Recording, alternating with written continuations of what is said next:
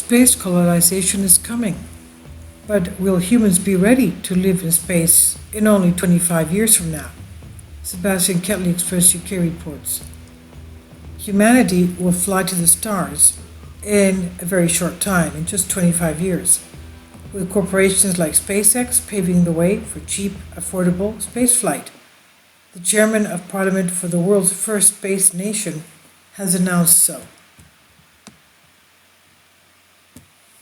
Exactly 50 years after the first man walked on the surface of the moon, humanity stands on another brink of making a great leap into the future.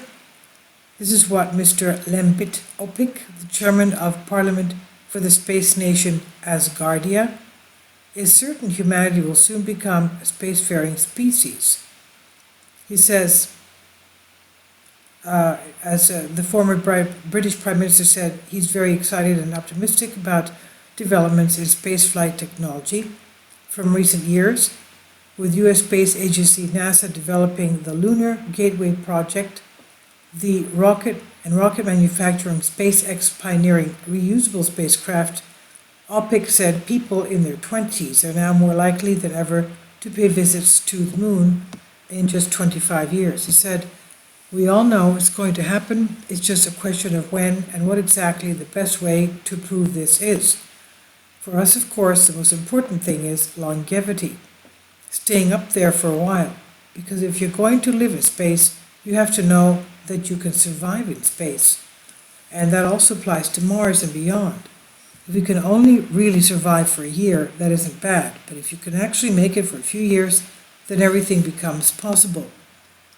There are, the Asgardian politician noted, many challenges and obstacles that stand in the way. Primarily, Opik is concerned with how humans remain suitable enough in space to propagate the species. Before humans can go and live in space, scientists need to figure out a way of keeping space dwellers busy, entertained, and connected. Space radiation is a risk to consider, because long exposure to charged particles spewed by the sun can render both male and female reproductive systems unusable. And that leads us to the question if children will ever be born in space. With this also comes the increased risk of cancer and other maladies, other illnesses that scientists still do not quite understand. Last year, for instance, a team of scientists argued exposure to radiation on the surface of Mars will make future colonization efforts risky. And in June, scientists with the European Space Agency, ESA, warned the trip to Mars alone would expose astronauts to increasingly dangerous amounts of radiation. Another factor to consider is the availability and sustainability of resources and energy in space. Because if these issues, Mr. Opik argued, entities like Asgardia are focused on all of the social, economic, and technical aspects of living in space. The Asgardian said, any space community has to be able to sustain itself in terms of energy. It's not realistic to send an oil tanker up there every week. So they are the exciting questions and are all very credible scientific debates to be had. Asgardia is doing that, and that's why I'm involved, he said.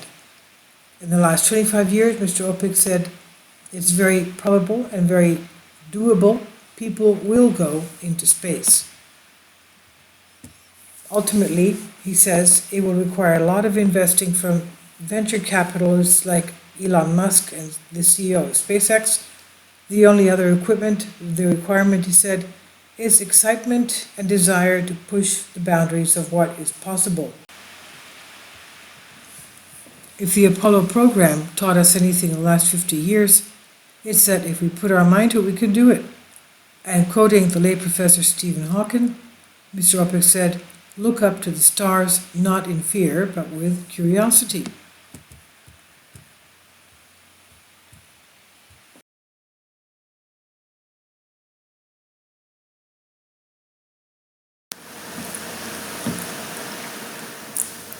If you'd like to join me on my Patreon account, you will hear content not covered by mainstream media. These riveting stories will be based on my research, and I will state my opinions and give my personal insight on diverse and controversial subjects and world events not covered by mainstream media, and not supported by YouTube guidelines. So whatever I have on my Patreon, most of those will not be on my YouTube channel. Please consider becoming a member today. More of the most significant and important videos will be on my Patreon channel. Your support helps me to continue my research and keeps this YouTube channel alive. And we depend on your support, your generous charity, because we help economically challenged families here in Athens, Greece, in Kapota, and we also help the young generation with university tuition and the community around our church. Thank you.